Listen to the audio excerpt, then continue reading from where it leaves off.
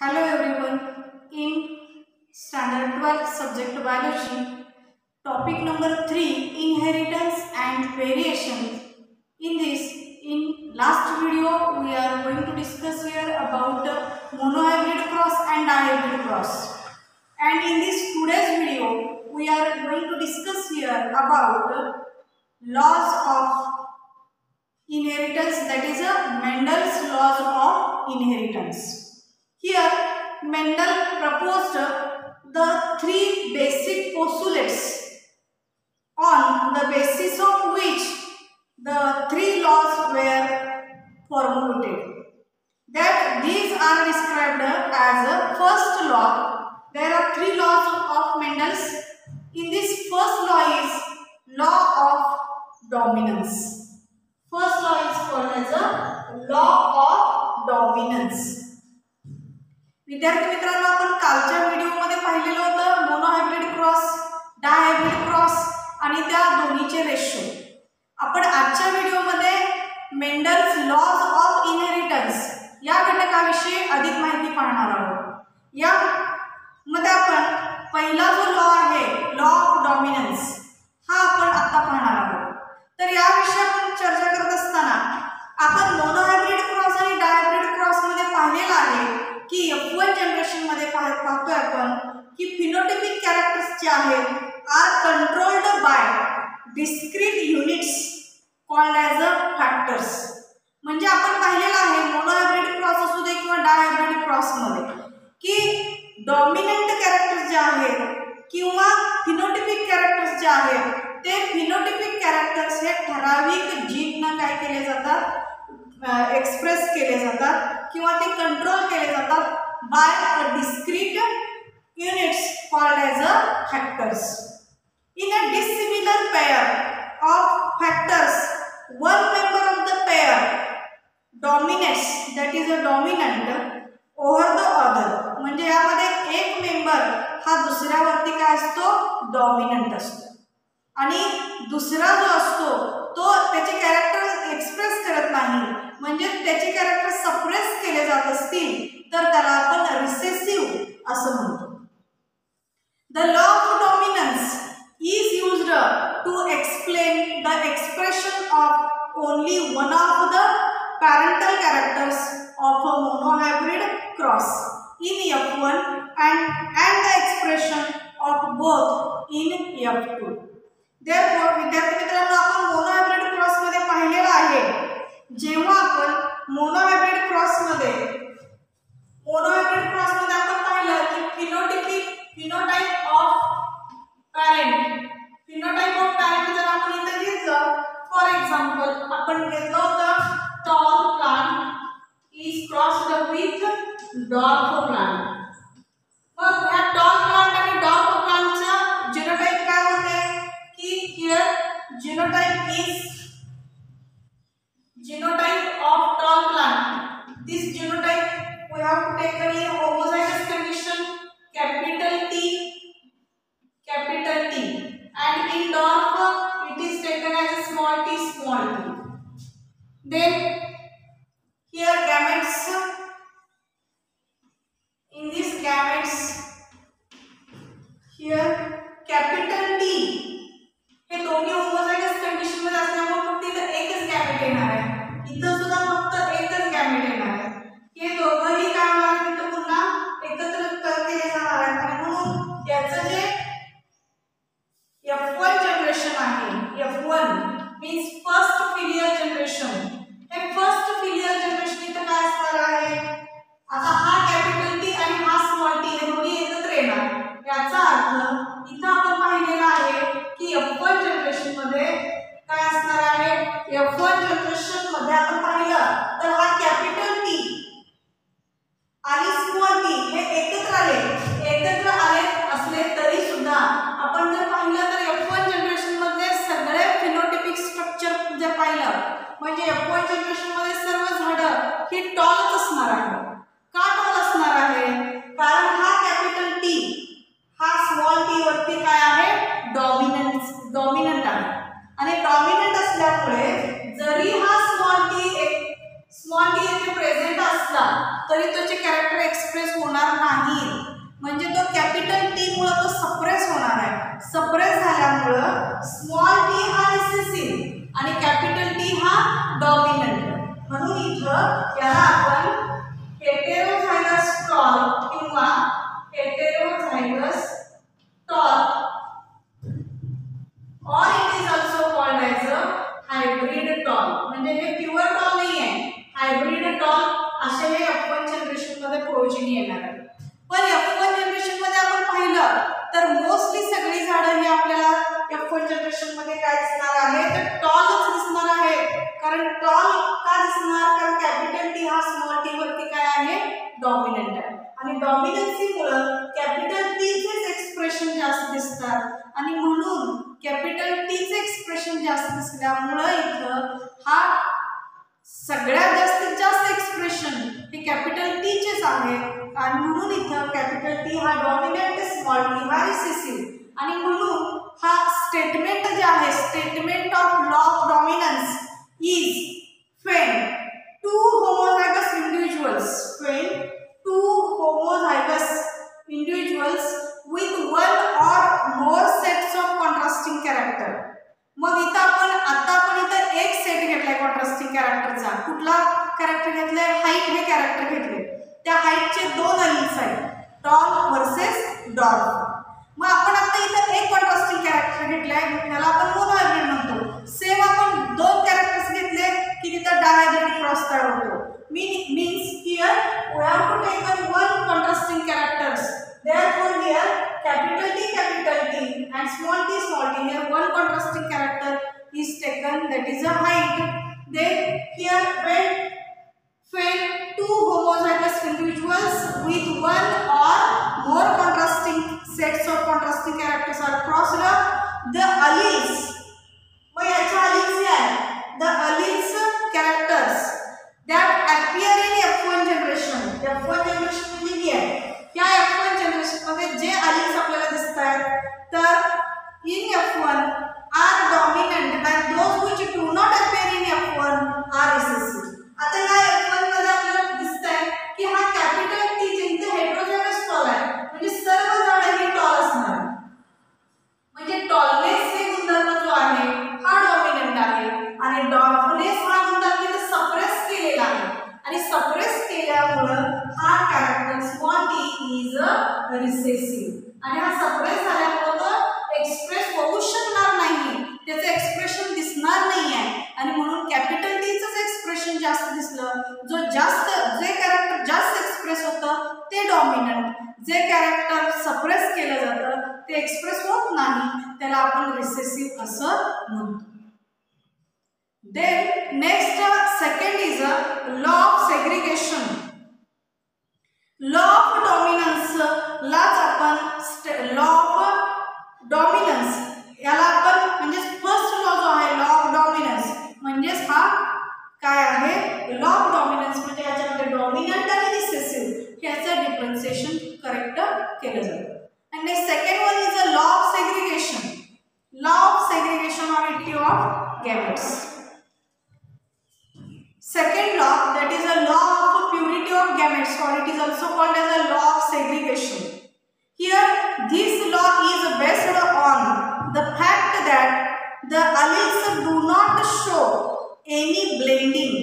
आता आपण इथं जर पाहिलं तर यात कोणतेही कॅरेक्टर आपण घेतलं तर त्यातले alleles जे आहेत ते ब्लेंडिंग दाखवत नाही, म्हणजे मिक्सिंग होत नाही. And both alleles characters are recovered as such in the F2 generation. Though one of these is not seen at the F1 stage during formation of gametes, these two alleles, that is factors, obviously separate or segregate. Otherwise, recessive type will not appear in F2. Here, the gametes which are formed are always pure for a particular character. आता आपण segregation मध्ये पाहणार आहे की जे gametes F2 generation मध्ये तयार होतात त्यातले काही कॅरेक्टर्स हे प्युअर फॉर्म मध्ये तयार होतात. These are particular character of a particular trait. A gamete may carry either dominant or recessive factor. आता यातले काही जे गॅमेट्स आहेत ते एक तर डॉमिनंट कॅरेक्टर कॅरी करतात किंवा रिसेसिव्ह फॅक्टर कॅरी करतात, बट नॉट बोथ, पण दोन्ही एकत्रित कॅरी करू शकत नाही. That's why it is also called as a law of purity of gametes.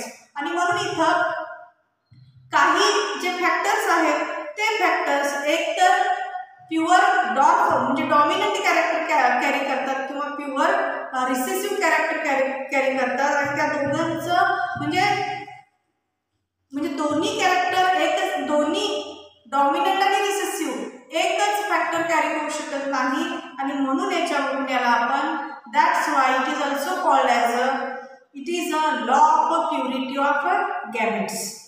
Here, this law of purity of gametes is based on Mendel's first law of Mendel's monohybrid cross. Here, the law states that when hybrid, that is F1, forms gametes in the alleles segregate from each other and enter in different gametes, then these gametes formed are pure in that they carry only one allele each, either dominant allele or recessive allele. Here this law is described as a law of purity of gametes. म्हणजे आपण जर पाहिलं याच्यामध्ये तर law of segregation म्हणजे separation, किंवा यालाच आपण law of purity of gametes असं देखील म्हणतो. तर या याच्यामध्ये आपल्याला दिसतं की जेव्हा F1 हायब्रिड जो आहे, F1 hybrid is here. F1 hybrid here tall and dwarf हे जे आपण एक्झाम्पल घेतलेलं आहे त्याच्यामध्ये F1 hybrid जो आहे तो capital T into capital T small t.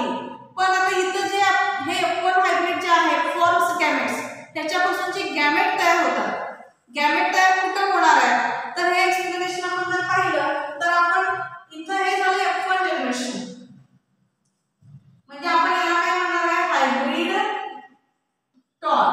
Hybrid tall फिर F1 F2 जनरेशन, म्हणजे आता आपण F2 जनरेशन करत असताना काय करणार, F2 generation here in F2 generation selfing of F1, that is F1 is crossed with F1, म्हणजे याच्यामध्ये आपण काय करणार आहे F1 चा क्रॉस F1 शी करणार आहे. मग आता ह्याचं जीनोटाइप जे आहे म्हणजेच आपण आता म्हणजे हेच क्रॉस आपण या बाजूला लिहून घेऊया.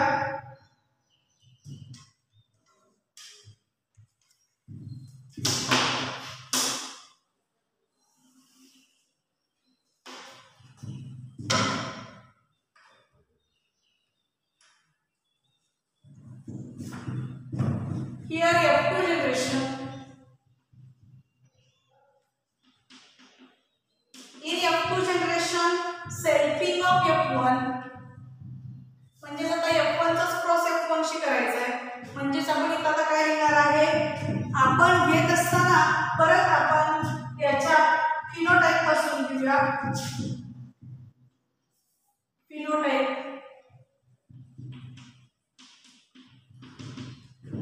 hybrid tall is crossed with hybrid tall. Here genotype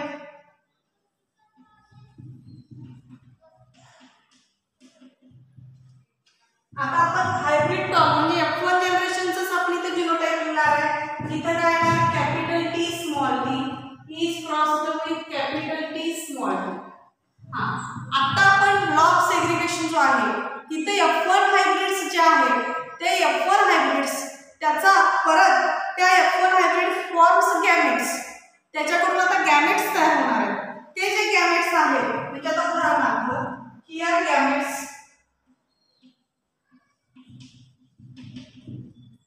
आता इथं हे हेटेरोझायगस कंडिशन मध्ये आहे. हेटेरोझायगस कंडिशन मध्ये असल्यामुळे त्याचे दोन्ही गॅमेट्स काय होणार आहेत सेपरेट होणार आहेत.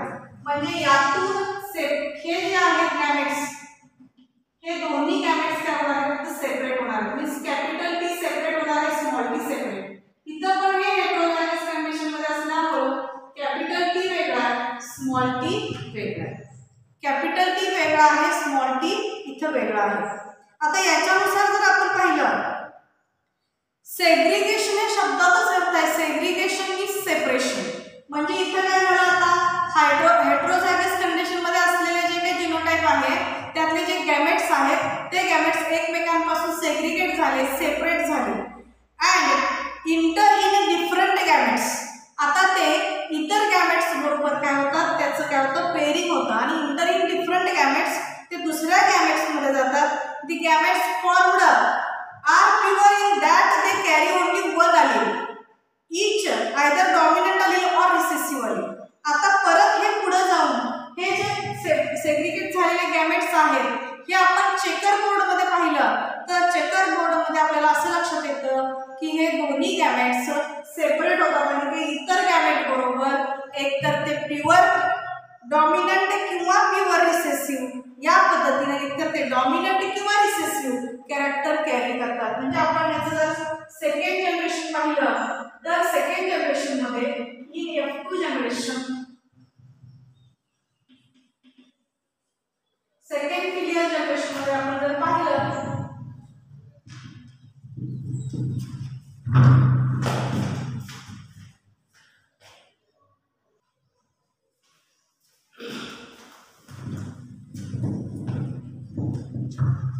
here law of segregation here when in this F1 generation in heterozygous condition the two gametes are separated from each other and then when two gametes are separate then each gamete, आता हे आपण each हे दोन्ही gametes आपण हे separate केले आहे checker board मध्ये घातला तर त्या प्रत्येक हे गॅमेट्स काय झाले एकमेकांपासून सेपरेट झाले. आणि त्यानंतर ते F2 जनरेशन मध्ये आपण कालच पाहिलेलं आहे की हे दोन गॅमेट इथे एकत्र आले, हे दोन गॅमेट इथे एकत्र आले, पुन्हा हा गॅमेट इथे एकत्र आला, म्हणजे हे दोन गॅमेट इथे एकत्र आले आणि हे रिसेसिव्ह इथे पुन्हा एकत्र आले. याचाच अर्थ काय झाला की हे प्युअर टॉल आहे, हे दोन हायब्रिड टॉल आहे आणि हे प्युअर डॉर्फ आहे. म्हणजे हे गॅमेट्स एकमेकांपासून हेट्रोझायगस कंडिशन मध्ये असलेले हायब्रिड गॅमेट्स जे आहेत ते एकमेकांपासून सेपरेट होऊ शकतात, सेग्रिगेट होतात आणि पुन्हा ते नव्याने काय करतात, नवीन अलील सोबत म्हणजे डॉमिनंट अलील आणि रिसेसिव्ह अलील चे कॅरेक्टर्स त्यांच्याकडून तयार होतात. हेच this law is described as a law of purity of gametes. म्हणजे इथं दोन ठिकाणी प्युरिटी आलेली आहे. इथं डॉमिनंट अलील आलेला आहे म्हणजे हे काय झालेलं आहे, हे सुद्धा प्युअर टॉल आहे आणि हे सुद्धा प्युअर डॉर्फ आहे. म्हणजे हे आहे law of purity of gametes. Then third law जे आहे law of independent assort. Then next third law of independent assortment. Here this law is based upon Mendel's dihybrid cross. म्हणजे हा तिसरा लॉ जो आहे लॉ ऑफ इंडिपेंडंट असॉर्टमेंट हा मेंडलच्या तिसऱ्या law वरती आधारित आहे. हा मेंडलच्या डायहायब्रिड क्रॉस वरती आधारित आहे. It is a basic principle of genetics developed by a Mendel. म्हणजे जेनेटिक्स मधलं हे बेसिक प्रिन्सिपल आहे की जे मेंडल कडून काय केलेलं आहे, सांगण्यात आलेलं आहे. It described to different genes or alleles present on separate chromosomes independently from each other and during formation of gametes. Then these alleles are then randomly united in fertilization. In a dihybrid cross, F2 generation shows F2 phenotypic ratio is a 9:3:3:1 and therefore it indicates that the two pairs of characters we have independent of each other, and it can be concluded that the two characters under consideration are assorted independently, giving rise to different combinations. विद्यार्थी मित्रांनो, आपण डायहायब्रिड cross मध्ये पाहिलेलंच आहे की जेव्हा दोन वेगवेगळे गुणधर्म आपण एकत्र केलेलं होतं, मग दोन गुणधर्म वेगवेगळे आपण फॉर एक्झाम्पल जसं घेतलं होतं आपण डायहायब्रिड क्रॉस घेत असताना की round shape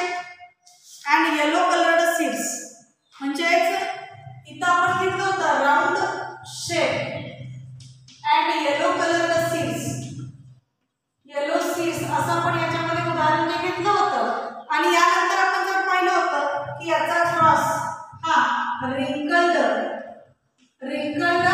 seeds and green colour आणि ग्रीन सीड्स.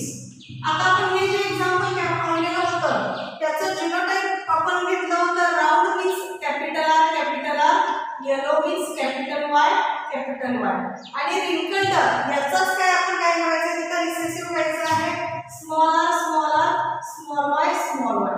आपण आता हे जे घेतलं होतं तर याचे गॅमेट्स काय होते की जर हे दोन्ही होमोझायगस कंडिशन मध्ये असल्यामुळे कॅपिटल आर आणि इथं कॅपिटल वाय, हे दोन्ही होमोझायगस कंडिशन मध्ये असल्यामुळे स्मॉल वाय आणि याचं कॉम्बिनेशन F1 जनरेशन मध्ये इथं कसं आलेलं तर याच्यामध्ये आपण पाहिलं होतं capital R small R capital Y small y.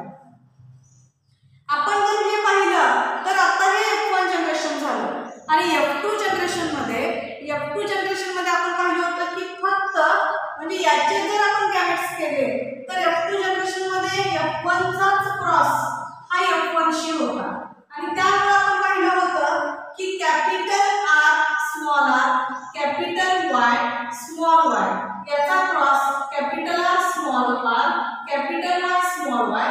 त्याचे आपण जर गॅमेट्स जर पाहिले तर हे चारही गॅमेट्स काय होते एकमेकांपासून याचे एकूण 4 गॅमेट्स पडले होते. आता ते गॅमेट्स कसे आहेत capital R capital Y, capital R small R capital Y आणि स्मॉल वाय. हे जसे गॅमेट्स आहेत सेम इकडच्या पण जिनोटाइपच्या असेच गॅमेट्स होते. याचा अर्थ काय हा प्रत्येक गॅमेट जो आहे तो इंडिपेंडेंट आहे.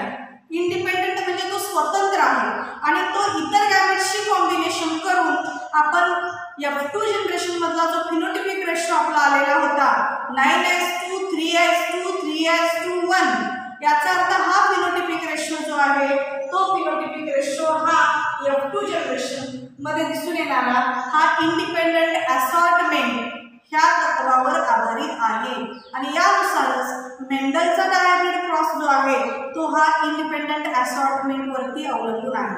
आणि म्हणून याचं स्टेटमेंट जे आहे हा तिसरा लॉ जो आहे याचं स्टेटमेंट काय सांगतं आपल्याला the law states that when hybrid possessing 2 or more pair of contrasting characters when hybrid possessing एक तर ज्या हायब्रिड मध्ये 2 किंवा 2 पेक्षा जास्त कॉन्ट्रास्टिंग कॅरेक्टर्स जर त्याच्यामध्ये असतील contrasting factors that is alleles forms gametes त्या अलील कडून जेव्हा गॅमेट्स तयार होतात तेव्हा the factors in each pair त्याच्या प्रत्येक पेअर मध्ये असलेले फॅक्टर्स जे आहेत सेग्रिगेट इंडिपेंडेंटली ते पुन्हा प्रत्येक फॅक्टर सेग्रिगेट होऊ शकतो इंडिपेंडेंटली स्वतंत्रपणे तो प्रत्येक फॅक्टर सेपरेट होऊ शकतो ऑफ दी अदर पेअर म्हणजे इतर पेअर पासून तो एकमेकांपासून सेपरेट होऊ शकतो.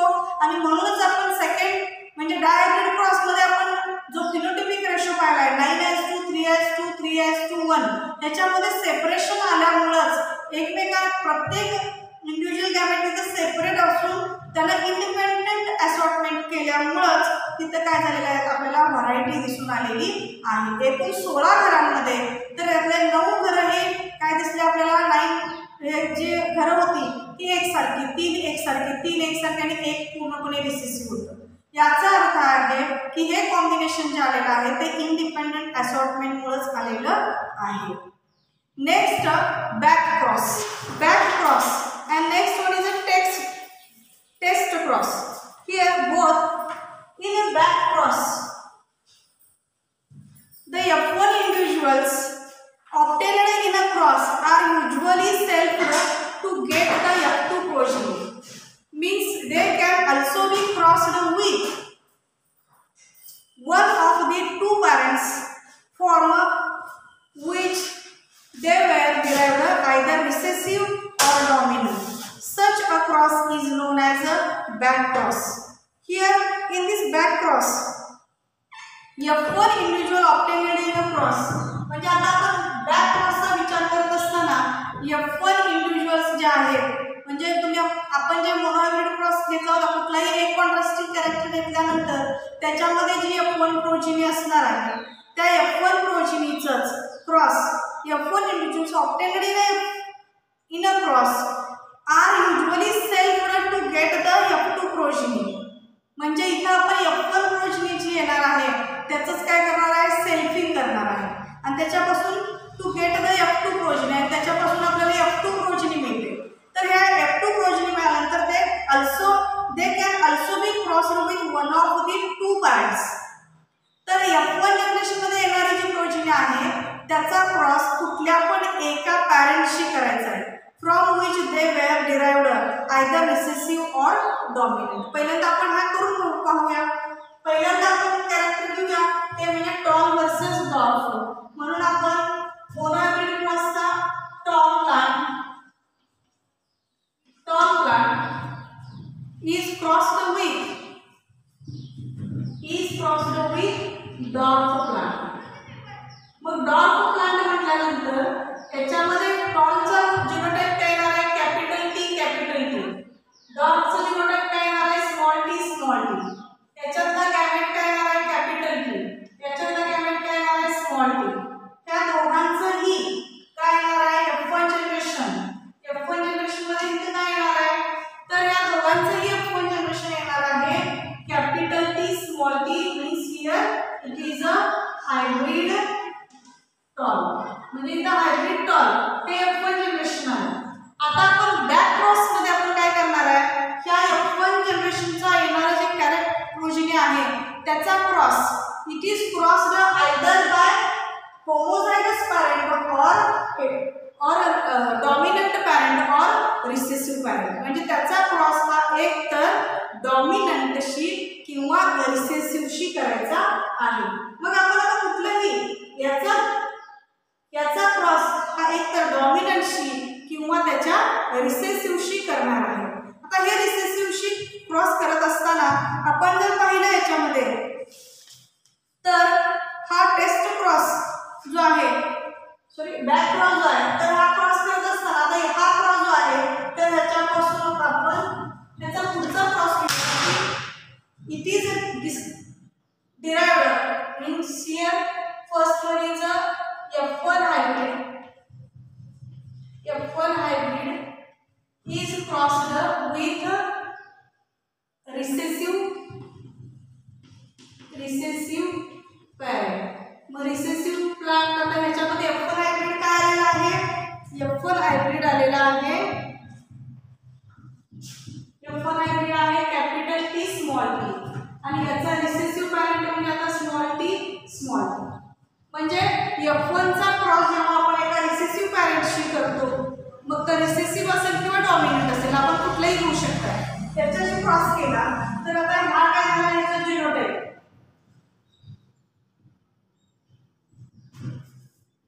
हा जिनोटाइप झाला. जिनोटाइप म्हणजे आता इथे जिनोटाइप मध्ये आपण जीन्स लिहिलेले आहे. आता याचे गॅमेट्स काय मिळणार आहेत आपल्याला, तर याच्यामध्ये ही हेटेरोझायगस कंडिशन मध्ये असल्यामुळं याच्याकडून आपल्याला दोन गॅमेट्स मिळणार, कॅपिटल टी सेपरेट होणार, स्मॉल टी सेपरेट होणार. आता याच्यामध्ये मात्र फक्त एकच गॅमेट मिळणार आहे स्मॉल टी, कारण तो होमोझायगस कंडिशन मध्ये असणार आहे. मग आपण आता याचाच काय करूया, याचाच आपण पहिला क्रॉस घेऊया की आपण समजूया की हा मेलचा आहे. म्हणजे आपण याचाच क्रॉस केला तर आपल्याला काय मिळेल, मीन्स हियर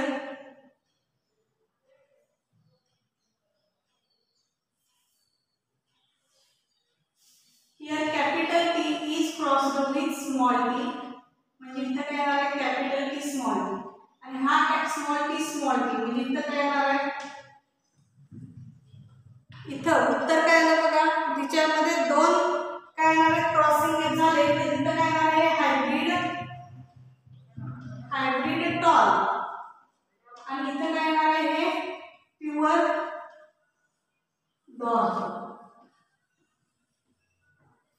म्हणजे आपण हा जो क्रॉस केला तर या क्रॉस मध्ये आपल्याला असं लक्षात आलं की याच्यापासून तयार होणारी जी प्रोजेनी आहे, आता इथं गॅमेट सेपरेट झाले तिथं तो एकच गॅमेट येणार आहे आणि त्यांचा क्रॉस जेव्हा होतो तेव्हा आपल्याला लक्षात आलं की परत हीच पुन्हा काय होते आवृत्ती येते. म्हणजे बॅक क्रॉस जो आहे तो बॅक क्रॉस मध्ये पुन्हा आपल्याला असं लक्षात आलं की हा रेशो जो आहे इथं दोन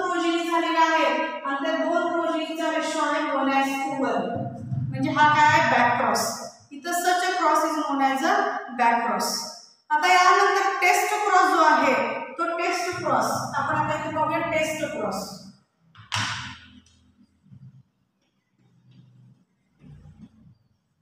in this test cross the cross of F1 hybrid with the homozygous recessive parent is known as a test cross. आता आपण सेम हाच टेस्ट क्रॉस म्हणजेच काय, a cross between F1 hybrid. इथे F1 हायब्रिड आलेलाच आहे. या F1 हायब्रिडचा क्रॉस एका होमोझायगस रिसेसिव्ह पॅरेंटशी केला. आपण हेच उदाहरण समोर घेऊ शकतोय. होमोझायगस रिसेसिव्हशी पॅरेंट हा होमोझायगस रिसेसिव्ह पॅरेंट आहे, त्याच्याशी आपण क्रॉस केल्यानंतर येणारा जो काय आन्सर आहे is known as a test cross. It is used to test whether an individual is homozygous. हे कशासाठी आपण टेस्ट करायचं आहे टेस्ट क्रॉस, तर जेणेकरून तो इंडिव्हिज्युअल हा होमोझायगस प्युअर आहे का हेटेरोझायगस हायब्रिड आहे. आणि टेस्ट क्रॉस हे इझी आहे, सिंपल आहे, रिपीटेबल आहे आणि प्रेडिक्टेबल आहे. म्हणून test cross can be used to find. आता टेस्ट क्रॉस नेमकं कशासाठी करायचं आहे, तर test cross is used to find out the genotype of any plant with dominant expression. हा जो टेस्ट क्रॉस आहे तो टेस्ट क्रॉस कशासाठी करतो आपण, एखाद्या इंडिव्हिज्युअल मध्ये त्याचे जे जीनोटाइप्स असतील तर ते डॉमिनंट एक्सप्रेशन्स कुठले आहेत, डॉमिनंट कॅरेक्टर्स कुठले आहेत हे पाहायचं असेल तर आपल्याला टेस्ट क्रॉस करता येतो. But it is not non whether it is homozygous or heterozygous for the trait. म्हणजे याच्यासाठी पण तो होमोझायगस आहे का हेटेरोझायगस आहे हे आपल्याला सांगता येत नाही. आणि म्हणून for example a P plant having violet flowers, म्हणजे आपण असं घेतलं की एक वाटाण्याच्या झाडामध्ये आपण जर घेतलं व्हायलेट कलरचे फ्लॉवर्स आहेत आणि एका झाडाला व्हायलेट कलरचे फ्लॉवर्स आहेत and that is a purple flower is crossed with the pea plant with white flower आणि दुसरं झाड white flowers असेल तर if all flowers produced are violet. समजा आपण व्हायलेट कलरचे फ्लॉवर्स आणि व्हाईट कलरच्या फ्लॉवर्स मध्ये क्रॉस केला आणि जर असं लक्षात आलं की सगळी फुलं हे if all flowers produced are violet, समजा पहिल्या जनरेशन मध्ये सगळीच फुलं व्हायलेट कलरची आली, we can conclude that plant is pure or homozygous. तर आपल्याला असं लक्षात येईल की ते प्लांट काय आहे, प्युअर असेल किंवा होमोझायगस कंडिशन मध्ये असेल. And if we get violet or white flowers, आणि जर आपल्याला व्हायलेट कलरची पण फुलं दिसून आली आणि व्हाईट कलरची पण फुलं दिसून आली 1:1 रेशो मध्ये, तर we can conclude that plant is heterozygous. तर मात्र आपण काय करायचं आहे की आपण कन्क्लुजन आणायचं आहे की प्लांट हे हेटेरोझायगस आहे. म्हणजे टेस्ट क्रॉस जो आहे is also used to introduce useful recessive traits. म्हणजे टेस्ट क्रॉसचा आणखीन एक उपयोग आहे की याचा उपयोग करून आपल्याला रिसेसिव्ह ट्रेट्स काय आहे, हायब्रिड व्हरायटी काय आहे आणि सेल्फ पॉलिनेशनद्वारे हायब्रिड व्हरायटीतून सेल्फ पॉलिनेटेड प्लांट्स जे आहेत during rapid cross improvement programs, म्हणजे रॅपिड क्रॉस इम्प्रूव्हमेंट प्रोग्राम्सद्वारे हे जे सेल्फ पॉलिनेटेड हायब्रिड प्लांट्स जे आहेत त्यांचा अभ्यास करण्यासाठी आपल्याला टेस्ट क्रॉसचा उपयोग होतो. म्हणजे आता हे जे टेस्ट क्रॉस आणि बॅक क्रॉस आहे याचा उपयोग आपण करून आपल्याला कोणती व्हरायटी ही हायब्रिड आहे, कोणती ही प्युअर स्टेटमध्ये आहे हे आपल्याला ओळखण्यासाठी टेस्ट क्रॉसचा फायदा होतो. आपण आज इथे थांबूया.